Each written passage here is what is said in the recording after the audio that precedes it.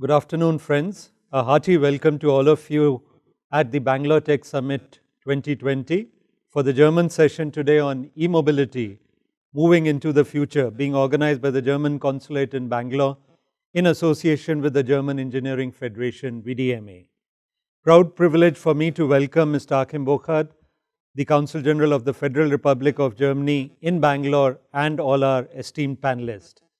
We would like to assure you that all safety protocols have been duly followed and temperature checks of all the participants, panelists have been done. As the COVID-19 crisis rages, it is perhaps for the first time in modern history that demand, supply and workforce altogether have been impacted, and not only in one region but throughout the globe. Due to this, the year 2020 will go down in history as the Black Swan year. Like most of the industries, automotive OEMs and players within the mobility industry have also been impacted. Over the long term, COVID-19 could have a lasting effect on mobility as it drives change in the macroeconomic environment, regulatory trends, technology, and consumer behaviors. The trends may vary from region to region. Hence, responses and outcome for mobility players will also differ by location.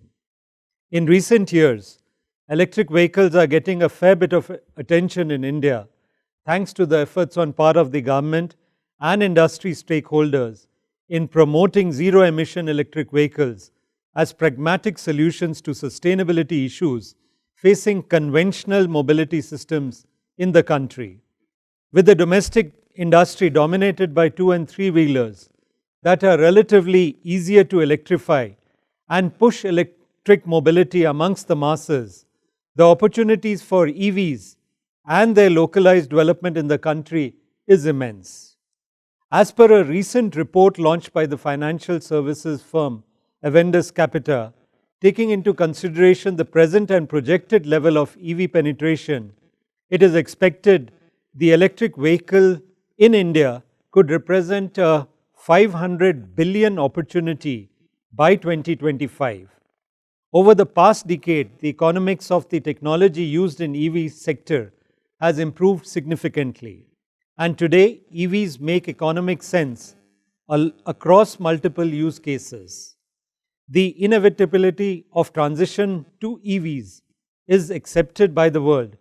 However, the timeline for mass adoption is still a topic for debate. The Indian government's plans to acquire lithium mines in Bolivia, Argentina and Chile show the long-term focus of transition to EVs. Further, while the Indian government has benefited from the fall in oil prices during the pandemic, these prices are likely to bounce back in the post-COVID world. Friends, today with our esteemed panelists representing leading German companies in Karnataka, along with a promising startup, we would discuss the e-mobility market in India and the way forward. However, it is a proud privilege for me to first invite our Consul General, Mr. Achim Burkhardt, for his welcome address. Thank you for giving me the floor. I would like to welcome you wholeheartedly to the German session on e-mobility at the Bangalore Tech Summit 2020. We are here today only virtually, but I believe that Corona will go away, and I really hope, sincerely hope, that we all will meet after COVID in the analog world to sit together to discuss all these questions further in detail. Indeed, I believe that e-mobility is a very crucial topic. It is a crucial topic because it's about our common future. It's about the sustainable world, it's about climate change. It's absolutely necessary that we actively change and shape that future. I believe that climate change is real. There are some people around that planet which don't believe it, but I think the majority does. The science is doing it, and we can see it all over by more catastrophes, etc., etc. So we have to do something, and e-mobility is one particular point where we can do something. It's a man-made climate change, so we can change it also as human beings. If we want to change something, we have proven our ability to do so. We can do that in the transport sector. If you look at transport, it's very dear to us. It's actually at the center of innovation. It's at the center of our economy. For thousands of years, transport of goods and people has been the number one driver of the economy. And if you look at the number one invention of it, it's the wheel. It's still a good invention nowadays. And look at my country, at Germany. A very big part of our economy is based on transport in all its facets. And I don't talk about cars only. It's not about building a new fancy car with new technology. It's about much more. It's about ships, it's about planes, it's about railways, it's about two-wheelers and three-wheelers actually, and so on and so on. So there is a lot to innovate in e-mobility, and we have to set the trend for the future.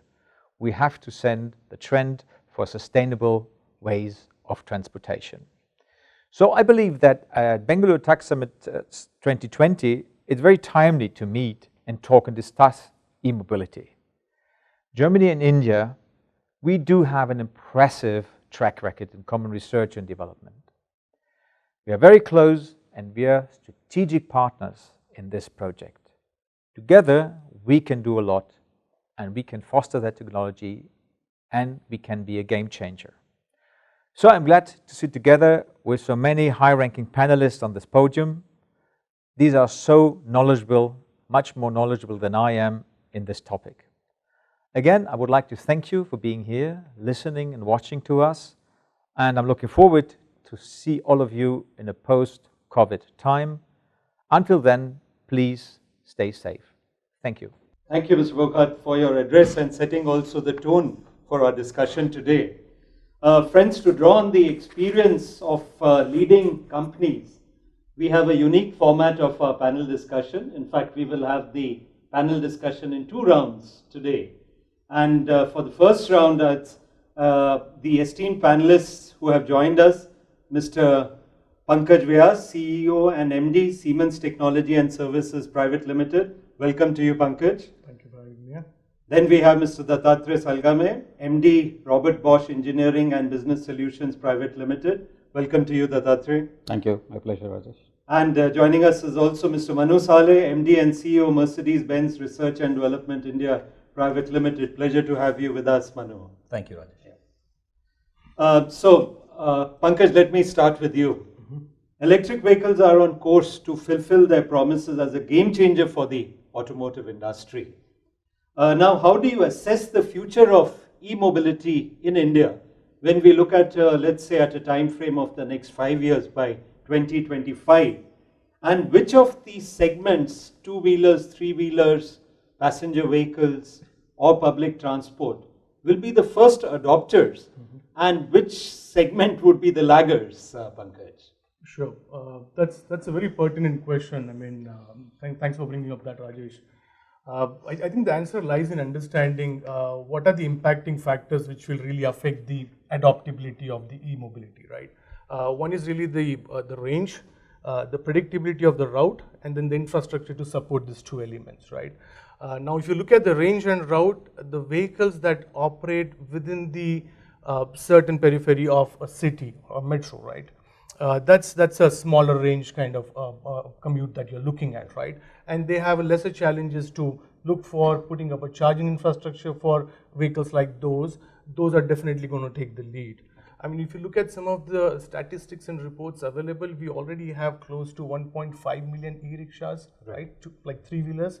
Alone in 2019, if I'm not wrong, we have sold more than 100,000 two-wheelers, electric two-wheelers, right? So these vehicles definitely are going to get the lead ahead because the providing infrastructure within the city. These are not the vehicles which would be struggling with too much of range anxiety, if I have to say that, right? The other set of vehicles within the city which would operate are the basically public transport buses, if you look at, right? There's a predictability of a route there. They always are going to move on a certain route, and then you can really have a very well-planned infrastructure to support this movement over there, right? The third category within the city, if you look at, is going to be the kind of the trucks or the vehicles which support maintenance of a city, be it a garbage waste pickup or supplying certain kind of essentials, and they again move on a predictable route within the city, and they can be supported very well. So this section of a vehicle will definitely take the lead. But now if you look at the intercity vehicles, right, the one which have to do the long haul, be it the buses or the trucks which really carry the heavy loads, I think that's where a lot of work would be required in terms of having infrastructure on these corridors, right? It cannot be a straightforward solution of putting bigger and heavier batteries on these vehicles, and that kind of defeats the purpose, right? And these vehicles will have to really go a long way. So there are a lot of interesting solutions are at play here. There's one that I am coming across, which I find may have a great potential here, is the e-highway, right? I mean, you could really use the electric road systems, and vehicles could get charged while they're driving, right, while they're being driven. So in a lot of high traffic corridors, right, you could really put in this dynamic conductive or inductive way of charging and let these vehicles be charged while they're driven. But then that still means there's a lot of work to be done, and this would be, I think, towards the end of the radar, but what gets kind of electrified. So clearly the vehicles which move within the smaller range in a predictable route within the metro and city would definitely move forward. Short summary, like two-wheelers, three-wheelers, smaller passenger vehicles, and even the buses that do the public transport. And the long hauls are the ones which would take a little bit longer as the infrastructure develops for them. That's kind of a view I think is going to emerge over here. Right. Yeah. And where do you see also, Pankaj, for the passenger vehicles, also within the city you feel Absolutely, absolutely. I mean, if you see, this has really come a long way, right? I mean, if you had asked this question about 5 years back, range anxiety was a big problem. But if you see more and more launches are being done with advancements in the lithium-ion battery technology, you can get up to maybe 300-kilometer range. I mean, of course, Indian traffic will have its own challenges compared to where it's compared, but still definitely passenger vehicles would take the lead compared to, again, long-haul distance vehicles here. Right. Thank you for these inputs, Pankaj. Let me come to you, Dattatreya. Dattatreya, what we've seen in India is actually the policy initiatives. The government's efforts have been the main driver for the e-mobility. So in your opinion, Dattatreya, maybe two important policy initiatives that can really give a boost to e-mobility in India. That's a good, very relevant question, Rajesh, because government has a big role to play here. E-mobility, because we have invested capacity in conventional vehicles. So the switch has to be a transition. So it is not a overnight switch from conventional vehicles to electric vehicle. So how can government facilitate a smooth transition from all the OEMs and the component manufacturers from today's invested capacity to electric vehicles? So government has done a lot. If you look at it has done a lot in last 10 years, but sometimes doing a lot too often is also a challenge. So I think government has realized now that the policies need to be stable, consistent, which will give a clear roadmap for industries to invest. Because electric vehicle is a long haul game. So as Pankaj said, that's the reason why the two-wheelers and three-wheelers have higher propensity to adopt EVs. So looking at FAME, for example, as a policy, which was launched in India quite some time back, the FAME 1 is over, now you have FAME 2, yes. And FAME 2 is valid till 2022. I'm sure government will have a discussion with the industry and extend it. I honestly feel it needs to be extended in a format that is conducive. So FAME 2 is very relevant because it addresses both supply side and demand side policies. Right. So the subsidies and incentives both on the supply side, on the demand side. So you get rebates if you're buying electric vehicle. On the supply side, you get benefits if you are establishing manufacturing plants. So that's a good vehicle to foster electric vehicle adoption. But it needs a little bit of a tweak. For example, now we are talking about one of the biggest issue in electric vehicle is the uptime cost.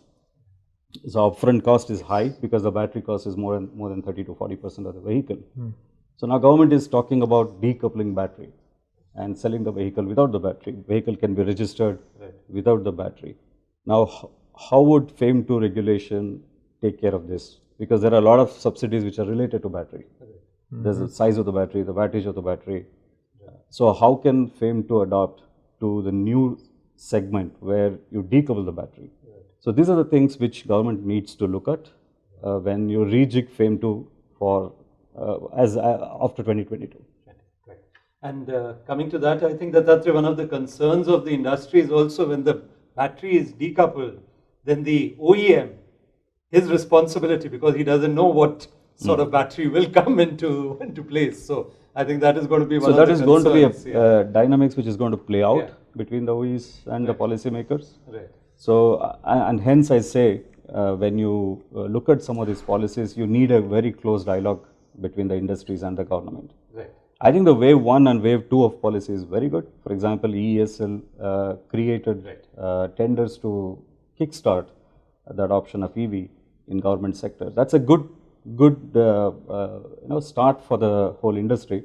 But to keep the momentum on, you need a more pragmatic dialogue. Right. And I think here also that with the state governments, we have seen various incentives coming from the state government. So I think center and state together, perhaps this would help to boost. Absolutely, that's a very good point. If you see the state governments are sometimes very enthusiastic about this. So keeping aside what kind of governments are there, if you see recently Tamil Nadu announced tax benefits, Telangana has announced subsidies for setting up of battery units. Karnataka government, if you recollect, Karnataka was very early in electric vehicles. They were one of the first to come out with first the electric vehicle policy. Came out of Karnataka. If you look at the Reva came out of Bangalore. Right. So Karnataka has a history of promoting this. So you can go further. For example, subsidies on removing toll for electric vehicles, special parking facilities, charging at subsidized rates. So some of these things can push that option. Coming to you, Manu, we are representing here the German industry. And so when we talk about e-mobility, Manu, where do you see the potential of Indo-German collaboration? And also another question is, do you think that there is going to be sort of a project-based alliance in R&D work or development that is happening in the e-vehicle sector? So do you see more alliances happening here, Manu?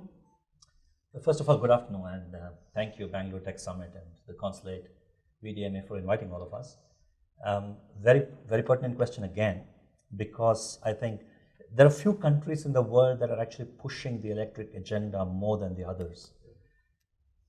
Be it on government support, on simply public awareness, societal awareness, and Germany is certainly top of the list there.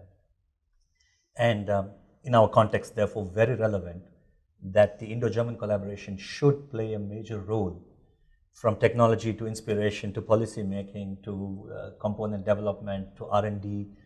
As a German company working out of India, we see umpteen possibilities for these two countries to come together and for both to benefit out of the electric, whole push behind the electric. Let's take the example of Mercedes and the Ambition 2039, as we called it. The aim of the company to provide complete carbon neutral mobility to its customers. And we believe luxury customers will be forerunners. They'd like to show the world how much they care for the cause and be happy to adopt. We were happy to launch the EQC recently here in India, one of our first from the electric stables with a bigger range and a solid construction. That kind of paves the way for a lot between the two countries to start collaborating, first of all, on everything electric, right? Automotive space has already opened the gates between the two countries. We have been seeing a huge supply base for German automotive industry out of India, conventional already. There's a lot of R&D, and my colleague sitting here next to me from Bosch or Siemens or Mercedes, all large teams that are sharing development responsibilities for global products. And we see no reason why this doesn't continue into electric. In fact, probably even stronger simply because of the digital nature of services, what Pankaj spoke about, or business in general that's hovering around the whole electric mobility framework. So first part of the answer, I think there's an even stronger possibility for Germany and India to collaborate under the umbrella of electric. And Germany certainly has leading the way and showing the way in several ways. Challenges, of course, will be, like you just heard from the two colleagues on the panel, India will have its unique use case. If Germany's mode of transport and form of mobility is very different, its road network is different, and Pankaj was counting numbers of two-wheelers and three-wheelers, which is probably not a use case that Germany sees. So from that perspective, we need to tweak technology. So there's a lot of engineering that's involved in simply translating a bigger vision of electric to a country like India. Last known, probably we're talking still less than 1,000 charging stations in this country, compared to a vast network that's already laid out in Germany, for example. And it just starts there. There's so much more to say about it. That's where I think there's a strong possibility for both of us to collaborate. Thank you, Manu. Mr. Bokhard, coming to you. In India, we are seeing that actually the push for e-mobility is through the government policies and government initiatives. Would you let us know about Germany? Is it similar that the German government is pushing the e-mobility in Germany, or it is more the industry initiatives? You know, that question I can answer very clearly with a clear yes and a clear no. You know, because somehow, if you look at that particular field, you have to have both in the driver's seat. You do have the government, and I think the panelists already mentioned the governments as being one part of the driver's seat. But you know, I'm a public servant. I don't invent anything. You know, I can do something on the framework. I can support you, businesses, etc. But that is something which is only one part of the equation. The other part of the equation, are the businesses, and you are the guys who are doing the job. You know, so any government can set things, etc.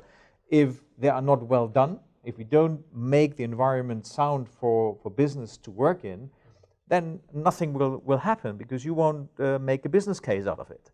So I think this close cooperation is very important. Secondly, there's one point which I want to elaborate on. I think a government has a big role to play when it comes to setting a trend or setting a tone. And that's what my government did, and from the highest top. And I think that is very important. It was the Chancellor Angela Merkel who stood in front of the German people and the German businesses saying, we want until 2020 1 million e-cars in Germany and a sound and well-functioning infrastructure for loading capacity. If that will happen due to COVID, I'm not sure about it. So there is perhaps a backlog on it. But anyhow, I think setting a target is something important, because then people know where things are going to. So that is one point. And there's a second point I would like to elaborate on. Already some time back, the German government, and I have to read that because it's a long name, they put up the German National Platform and Electric Mobility, NPE. Kind of a two-way street in order to bring all aspects of e-mobility on the table. And you were mentioning about it, you know, there is so much you have to think about it around e-mobility in terms of services, in terms of even, you know, legal questions. You know, what is happening, for example, if an e-mobile self-driving vehicle is having an accident. So we don't perhaps have these kind of answers yet. So the government has to give answers to that. And I think this kind of platform we have created together with business, together with universities, together with other stakeholders in society, is quite a unique thing. So thank you, Manu, for saying that Germany is quite far in doing that. Sometimes, you know, if I read our newspapers, I say everybody's complaining about that, it's not going quick enough, you know. But I think you're right. We already did a good work on that, and I think we still have to develop. So again, a clear yes and a clear no on it. It's businesses together with the government and other stakeholders in order to make the process going. Dattatreya, when we look at India, in fact, we are presently, most of the critical components for e-mobility vehicles are being imported. Mm-hmm. Now with the government trying to restructure the imports, and we are talking about self-reliant, Atmanirbhar Bharat. Mm-hmm. So how would that impact the development of e-mobility in India? Extremely valid question for a country like India. So if you move from conventional vehicle to e-mobility with a view that you decouple yourself from oil imports, but you could end up importing lithium-ion cells. So it's no different, right? So because we don't have lithium-ion reserves, I think we can make some steady start. So can we say we stop imports and we yet succeed in e-mobility in 1 year? Answer is no. So but we can figure out where this is possible. If you look at a classical e-mobility, you have a motor, and you have a cell, and you have a battery, and there's a lot of power electronics. So India has been good, and of course there is a lot of software. As Pankaj and Manu mentioned, if you have to create the digital ecosystem, there is a lot of software needed around it. So we could start with power electronics. India is good at power electronics, so we can be self-reliant to large extent in power electronics piece of it. The cells itself, we would not be. We may have to still import cells, but the battery pack assembly, the battery management system, many of this can be in a phased manner done out of India. So because there is capability here, only what you need is to upgrade this capability to the automotive standards. If you see even the motor manufacturing, if government can help the motor manufacturers to upgrade to the automotive safety standards and reliability standards, so some of them can actually transition into the space of e-mobility. So these are short-term possibilities. While in the longer horizon, we may have to still look at having our research on the cell chemistry itself. So we may have to focus on what is the right cell chemistry which makes India self-reliant. Is it the classical lithium-ion battery that we are looking at today, or is it another cell chemistry that is which is relevant for India? So that is something which we need to work out.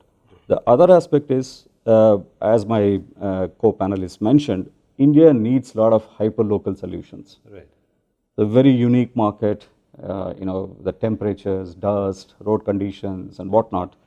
You may have to have architectures which are localized for India, and many of these things would be based on software. So software-led architectures. And India has enough capability to do this. So sometimes when we think of Atmanirbhar, we forget the fact that future products will be led by software.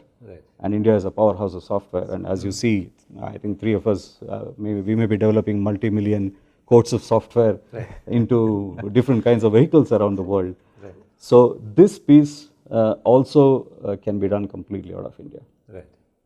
And I think if the state pushes for public-private partnership, especially on the charging infrastructure, and bring more players into the game, I think a lot could be done out of that. I think very valid points and very insightful. Manu, let's just go further, one step further. Dattatreya spoke about Indian conditions. So of course our country is unique. Temperatures rising up to 50 degrees. It's quite a challenge. Our road conditions are not the best, even when we see around, especially monsoon, post-monsoon. So when we talk about the development of e-vehicles, do you think for the Indian conditions with these temperature road conditions, these would have to have it would be a little different for the Indian conditions, Manu? Well, you bring out the engineering, right? I think partly, I'll take off from where Datta stopped with the software-driven discussions, right? An electric car is already the first place where all of us see the possibility to define the car by software or define the performance by software. And there's a lot that's meant behind it. If you take the EQC, for example, and I'll come to the question of how, for example, it works under an Indian condition. There's an NEDC cycle for electric, just like you had a test cycle for the internal combustions. And we say under test conditions, it's designed with its battery, lithium ion, for about a 400 plus kilometer range, right? We launched it in India. And if you drive the car, what it does for you right now, if you put your leg on the gas pedal, accelerator pedal, it gives you a haptic feedback, the EQC, at a place where software tells you Okay. for the given conditions that you mentioned, may not be dust, but slope, road, speed, traffic, temperature, Temperatures, right. loads on the battery like HVAC that would probably be belting out more cold air in a 50-degree Rajasthan for you. What's an optimum place where you can keep it pressed? More than that is suboptimal. You don't even have to see the dashboard. Okay. The haptic feedback on the gas pedal tells you stay there, because you maximize the performance of your car for whatever mode you've selected at that point, right? So software already kind of, now it has an impact on range, there's no doubt about it. So it had on diesel or gasoline, right? You would get more or less mileage under Indian conditions because of exactly those conditions that you mentioned, or environmental conditions that you mentioned. We just make it more software defined, more software driven, and hopefully taking away range anxiety, but giving even more control on the driver's hand to say, at that point, we give you feedback, human enough for you to feel, if I drive this, I get the max range out of this right now, or the greenest way to drive right now, right? So this is just one example, taking from where he left, to say software can overcome or assist in some cases those conditions that you meant challenging, right? In the country. So it must be quite an interesting work happening at Mercedes. I Well, would very say. actually. I mean, our global CEO says the car is going to be a software product on wheels, and I think you just saw the panelists echo with different words the same sentiment.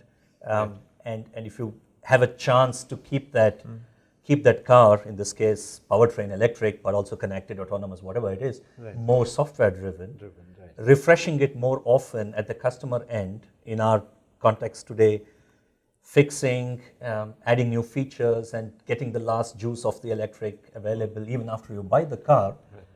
This is going to define the mobility of the future. The last question perhaps for this round, coming to you, Pankaj, let's move from technology to more society-driven. So we are seeing rapid urbanization happening, Pankaj, and it's almost that I think the urban population is expected to increase to about 60%.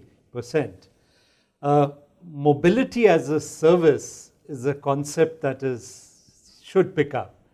Where do you see mobility as a service having a role in India? And do you feel that this could also be developed in India, Pankaj?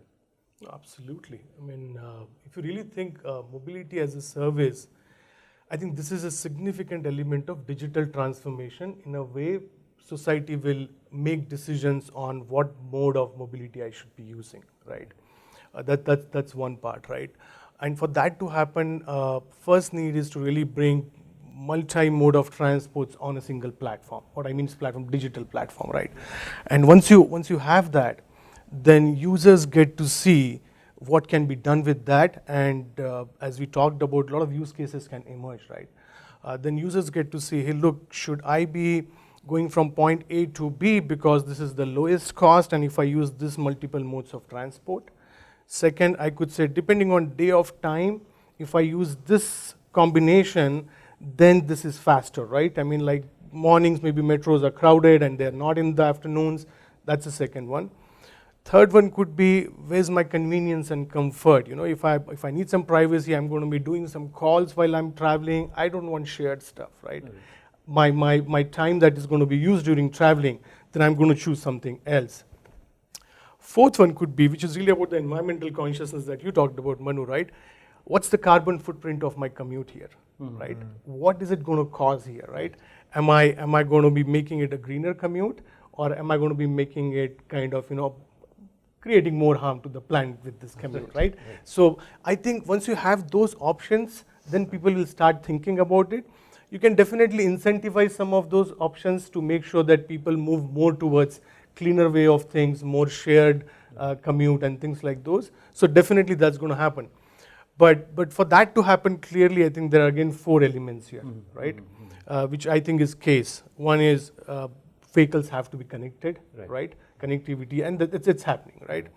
Then you talk about autonomous, so that there's more predictability and things like those.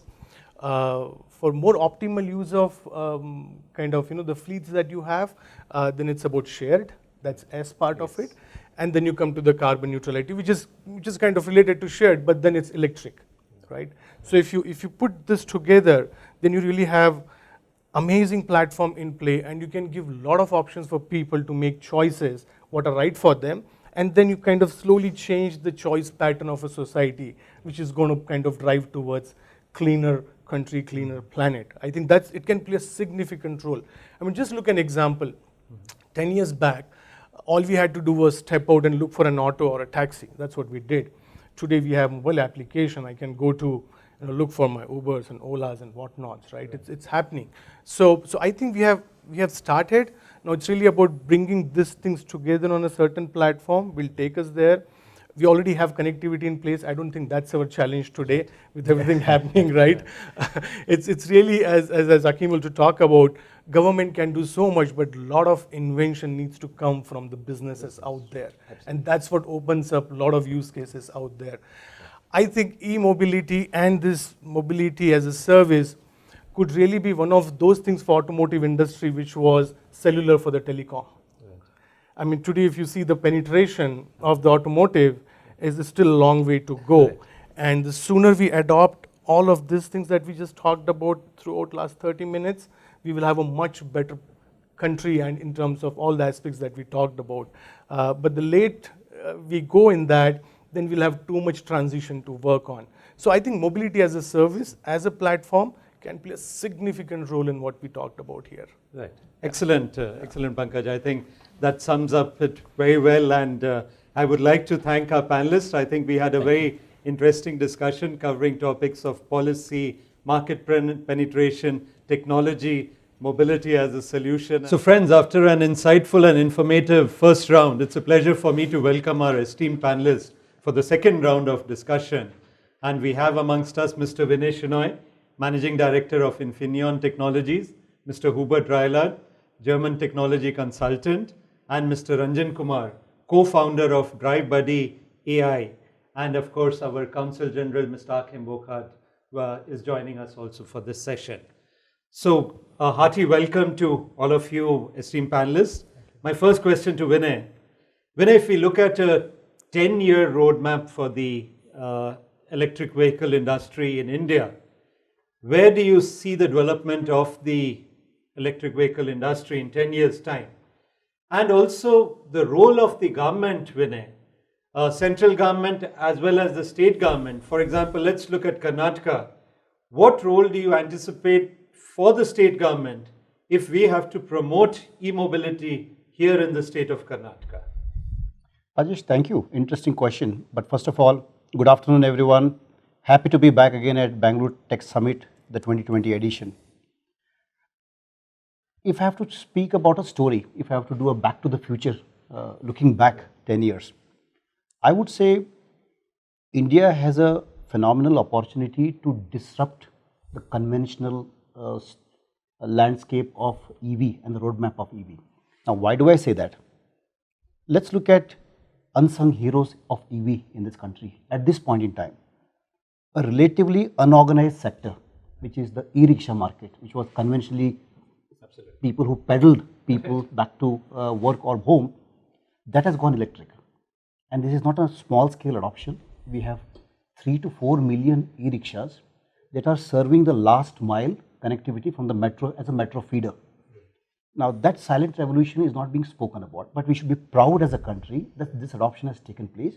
And the ecosystem is also pretty well developed, whether it's assembling the electric motors and the battery, which is today old technology lead acid, serves about 60-70 kilometers, and is providing good livelihood or even a better livelihood for these operators than they were able to conventionally do, because their average speed was 15 kilometers when they were pedaling, and now they're able to go up to 30 kilometers and carry many more people, and hence they make more money. So there is a fundamental business case for that group of people, and that is why the adoption has been very high. You don't need to sell. They're not looking for subsidies, but there is a fundamental business case already. So I think that has been disruptive. We don't see this in any other country in the world, except maybe China or some other South Asian countries, but not on this scale. I think that is a starting point for our journey, where the starting point is different from where most other countries begin. The second, I would say, looking back, public transportation in this country. Many people still live off public transportation, and these are government run mostly. And when the government has to promote adoption, I would say government should start by adopting themselves where they're in control. And one of the speakers earlier in the panel discussion mentioned that they follow a standard circuit with depots and bus stops, etc. So providing either charging infrastructure or what I believe is also pertinent for India, battery swapping technology will become very manageable and hence the adoption can be much better. So the government has to play the role model game. Third, the others who have to see a return on investment. We have tremendous number of rickshaws which are from the organized sector. I think that will be the next to adopt. Again there, if you go back 15 years in time, when there was a transformation from fuel run, highly polluting rickshaws to gas based, CNG based, that adoption has been very successful. Now why was that adoption very successful? Because people did not have to invest a lot of money, the rickshaw operators. So you provide them a very easy transition path to CNG system. And you didn't have to fill up CNG at gas stations, you could swap the cylinders if you see. And the cylinders were available in many parts of the city. So that adoption was very successful. So we're proving that these transitions can be successfully managed in the country. Now we'll have to look at why and how those models have been made successful and adopted for EV. I definitely think for rickshaws we can also adopt similarly. Then I think two-wheelers, which are primarily circuiting within the city, so range anxiety does not exist, will be the next one to move towards EV. And then I would say LCV, the light commercial vehicles that ply within the city for the city deliveries. Right. And only then, maybe my fellow panelists may not agree or may not like it, but I think in my view, if I have to look back, the passenger vehicle segment and the luxury vehicle segment will adopt. Right. Because there you are talking about individuals, right, and that is the tragedy of the commons, where people say, I would like to benefit from the environment, but I don't want to be the first one to contribute to the environment. So this societal challenge that we face will also apply to this one. And since the inherent cost is very high, I think that will be the last to adopt. So that's on my storyline, if I have to sketch some chapters. Now, the policy wise, I said one, the government has to lead from the front. There are enough investments that the government makes in transportation. Start with that, number one. Number two, provide a marginal compensation to those operators who are running vehicles as a business, whether it's the shared mobility guys, whether it's two-wheeler or four-wheeler, or even taxi operators. They find a deficit in their business case when they switch to EV. So if the government can bridge the deficit, this is what happened in the solar industry. When government invited tenders for solar installations, they provided the bridge funding. So if the solar investment takes 16 rupees to generate 1 kilowatt of energy, but government has to sell it at 5 rupees or 6 rupees, 11 rupees deficit was made for the by the government to the private operator. Right. And that's how it kick-started. Now it's of course cheaper than what you can generate with coal. Yeah. But that learning curve is very important. Right. So I think the government also has to look at how to incentivize the industry, not the consumers, but the industry to start adopting. And when people around them see electric mobility being widely adopted, I think that's when they make the switch. So government incentives, but that's more the nudging factor. I would not say that's going to disrupt people from or industries from moving from conventional to electric industry. Right. So I think these two predominantly, one is incentives, lead by example, and thirdly I would say develop an ecosystem locally. We are still far too dependent, whether it's for batteries, besides the final assembly of the battery, chemistry of the battery, charging infrastructure, power electronics, motor control. We have industries here, but they have not found it easy to transform to the electric vehicle technology domain. I think here the government has to really say, let's make it in India, and we can make it in India. Share some statistics with you. As per a recent study done by Deloitte, 53% of the respondents were willing to pay a premium of less than 1 lakh for the electric vehicle. 21% were willing to pay between 1 lakh to 3 lakhs, and 14% were willing to pay more than 3 lakhs. And it was only 12% who were not willing to pay anything extra for the electric vehicle. So if you look at these figures also, a majority of the people are willing to pay a premium for electric vehicles. Ranjan, let me come to you. When we look at traditional manufacturing of vehicles, so we have the OEMs, you have the suppliers, tier 1, tier 2, tier 3 suppliers. Whereas when we are talking about e-vehicles, we are seeing the whole system has changed. In fact, these are basically technology companies. If you look at Tesla, they are basically technology companies who are also manufacturing or making vehicles. So the complete ecosystem would change when we talk about the e-vehicle. Right. What's your take on this? So I think a lot of responsibility has been taken by startups and the smaller companies, and in fact in India I would say startups were the companies who actually got the EV into limelight, right? And same goes with the world also, right? Tesla's, Faraday Futures, and the big companies. OEMs came much later. Talking about India, I think sir was mentioning about two-wheelers and the auto rickshaws, right? I would really like to quote Ather Energy, right? As much as I, don't agree on the scale factor, like you said, the cost. People value cost more than the product and the innovation. But I think Ather has done a really great job building a really good product, and that's very, very important, right? Cost comes later. At least for me as an engineer, as a product, person, I would value a product more than the cost, And I think that is where the OEM started coming in the race, because I remember 2 or 3 years back when the FAME policy was being pushed, right? So the government had asked all the two-wheeler OEMs to get into two-wheeler segment by 2020, right? So the OEMs didn't really have that kind of learning curve to enter the EV race, so they acquired them. So most of the EVs, companies in India, right? Two-wheelers, auto rickshaws, they got acquired by the bigger OEMs. And that's how the OEMs came into this picture, right? And same goes with the world.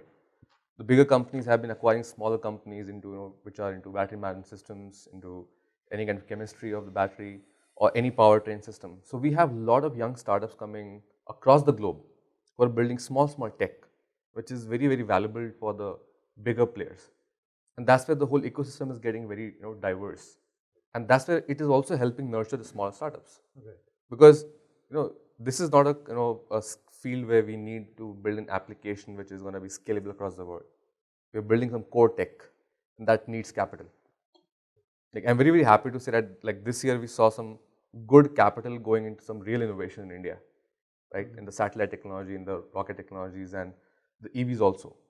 So now the VCs are coming, now the bigger companies are coming, and instead of just going through the learning curve again, they're investing capital to help the startup, because they can deliver more in less time.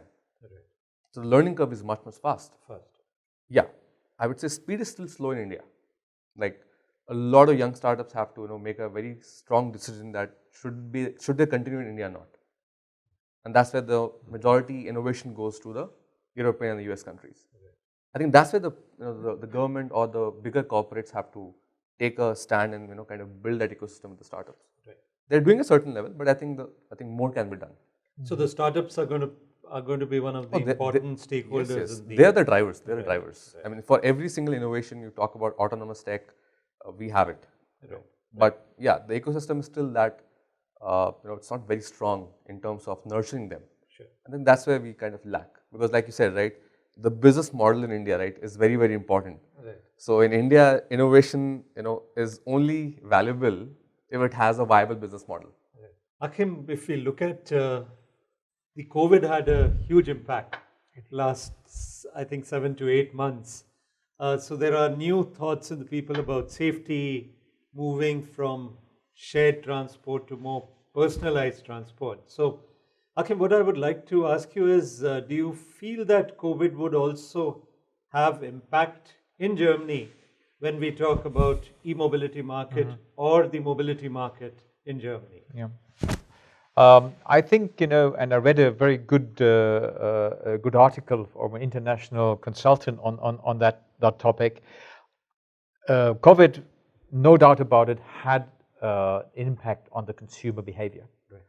So the personal security, staying away from the virus was, I think, the most important thing people were thinking on the day-to-day basis when they were commuting, which is one of the big things. Commuting either in India or in Germany is one of the big, transport questions, day-to-day transport questions. So we have seen, and there are quite a number of studies on that worldwide, that there is a clear shift which is connected to the pre-COVID habits actually. So if somebody was mainly using the car and then perhaps shifted to the public transport, then this person will go back to the car. Then he's a single person in a single car and driving to his job. And the ones who were, inclined to take public transport, perhaps for also, we were talking about the mind change also in people's minds in terms of environment. They were changing to bikes or even walking to the office. So these are the three areas where we see an increase. Whereas for public transport, like metro, trains, or taxis and others, there's less usage because of the risk of getting COVID-19. So your question is also on the question: what will be in the post-COVID time? Right. Will that keep up, or will that change kind of a modal mix of transport? I think human beings are very behavioristic in terms of changing its own behavior is kind of a difficult thing to do. You took the car for the whole of life. Why should you change that idea after COVID? But I believe that the experience that these people did during that time is quite important. So I believe first that there will be a kind of a regain in the public transport system. So they will go back. The people who were in the public transport before, they will come back to the public transport. But there are solutions, and I think you were mentioning this was AV and e-mobility. I think AV and e-mobility, if you put that together, and you can do very good things. You can innovate on new ways of transport, safe ways of transport in order for commuting. And there are two other factors which I would like to mention. One factor is the price of fuel. If the price of fuel stays as low as it is now, and we were talking about price sensitivity of the people, then it's very difficult for the e-sector to get into the game. So I think that is something where also governments, can play a role. That is something where we can do something. And there is a second point where I think we have to look at, and this is a positive thing which comes from the COVID-19 area, home office.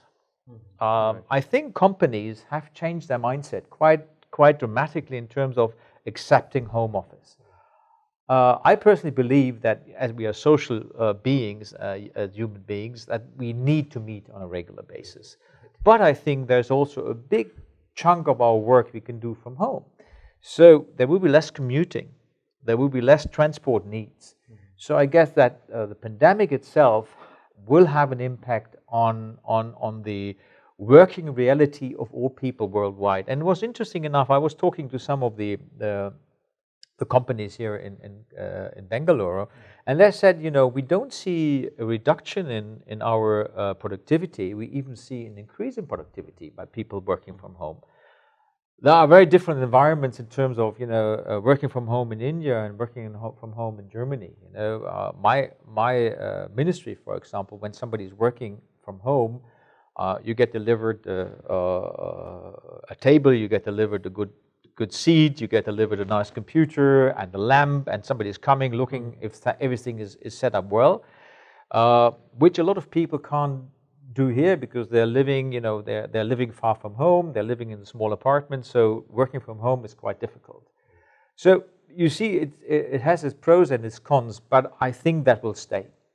Home office will be an important part and will reduce the number of people taking transport. And there are so many possibilities where e-mobility can get a surplus for the consumer. And you said if there is an advantage for the consumer in using an e-mobile solution, might it be micro-mobile solutions, for the last kilometer or whatever, I think that is where we should look at. All these big questions in terms of making e-mobility working with trucks and ships and cars, etc. That's another question. But for this day-to-day commuting and transport needs, I think E has to play a big role together with some other factors. So we governments, we have to look at what we can do in order to support this in terms of what is the financial incentive for taking E solutions. And I think we can do something, and we should do something as governments. And I see that our governments are doing it. In Germany, we are doing. And here also, I think there are ideas of doing things. And the second one is just the reality of home office. Right. So definitely e-mobility will have a bigger share after COVID. That is my conviction. Right. Thank you. Now, when we look at e-vehicles, actually they are disrupting the traditional automobile industry because we are going into more electronics parts rather than the mechanical parts. Now, what impact would this have on the labor market in India? Because servicing of e-vehicles is going to be quite different when we compare it with the IC engine vehicles. Like we are quite used to taking to the roadside mechanic and do some repair, but when we are talking about e-vehicles, they are much more complex.